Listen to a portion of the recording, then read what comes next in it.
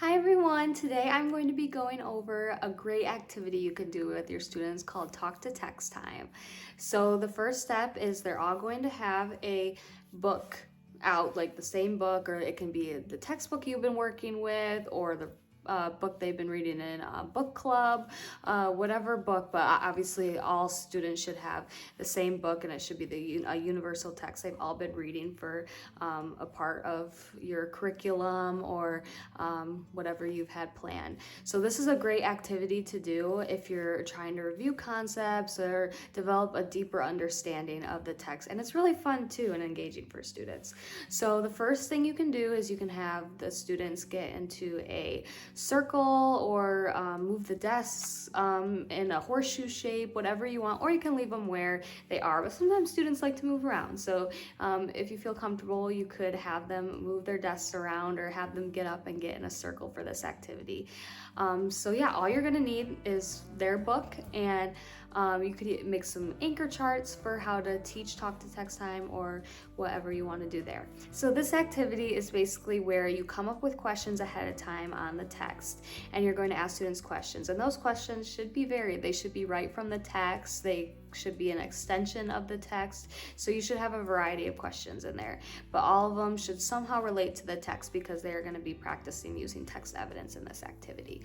So you'll have a list of questions, and then you'll ask the question to the students, and then they have to look in their book and find their answer.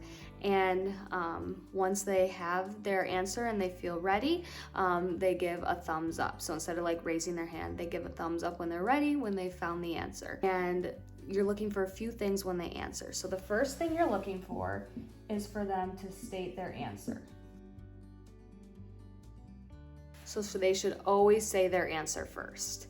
And then they're going to use a sentence starter, because then they're going to start talking about the text evidence. So there are a few ones you can do for this. So one of them is according to the text.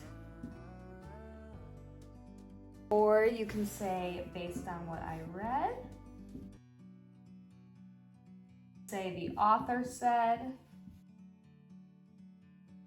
Those are a few really great ones to have students use, and it's really helpful too if you have a visual of this, like a poster or a little anchor chart or starters on the board, something like that, so students can easily look back. And it's super important that they use these, because that's having them practice like more for in the future when they're gonna have to, use like deep text evidence in papers or anything. They have to make sure to cite it so it's not plagiarism. So this is kind of a good way for them to verbally practice this, that they found it in the text. So you should always make sure they're using that. And then lastly, they state the page number, and then depending if it's a chapter book or maybe it's a picture book, they would say the paragraph. So whatever kind of book it is, it kind of depends. But so yeah, so they'd say the page number, paragraph, and then they would follow it by the text evidence. So that's kind of the sequence that you will follow there. So first their answer, then they use their sentence starter, and then they list the text evidence. And then once a student answers using these steps, you ask if the students agree, and you can do this by, you can put have a thumbs up if you agree, put your hand on your head if you agree, blink a few times if you agree, raise your eyebrows. There's so many fun things that you can do to see if students agree. And if students want to add on, they can hold up a number 2. So maybe some students will still have their thumb up, like they want to give another answer, or if students want to add on, they'll hold up a number 2, and then you call on them from there. So yeah, this is just a really great activity. Truly, I've done it with students and they love it. They're like really looking in their book, they're racing to find the answer, and it gets them a deeper understanding of the text. So I'm going to show you a little example of how this may go. So I'm going to use the classic, a lot of you probably know it, but The Day the Crayons Quit. So I'm going to use that. And this book actually doesn't have like page numbers, so I just kind of counted and we'll pretend that's the page number. If I were to ask, why did Red write a letter to Duncan? So if you don't know this book, the crayons all write a letter to Duncan, which is their owner, of why they are quitting. So I'm just using the first crayon that was given in the story. So if the question is, why did Red send a letter to Duncan?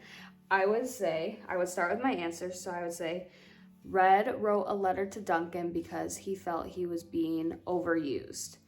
And then I'd say, according to the text, and I'm gonna say on page 4, because there's not page numbers, so I'm just saying how many pages in it is. So once again, my answer is Red wrote a letter to Duncan because he felt like he was being overused.